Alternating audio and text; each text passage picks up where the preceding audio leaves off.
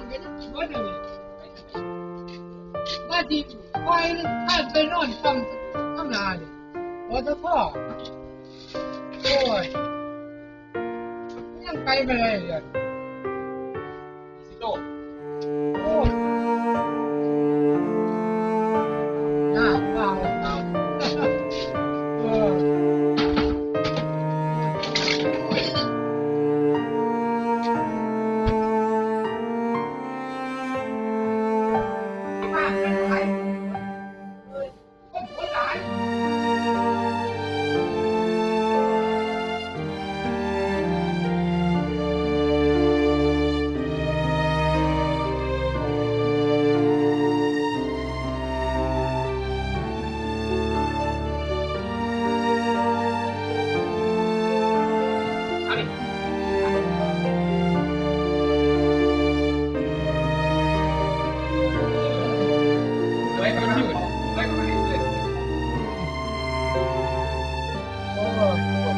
เด้ออายุไว้ไปบ้านของถูกไว้ก็มาให้ขึ้น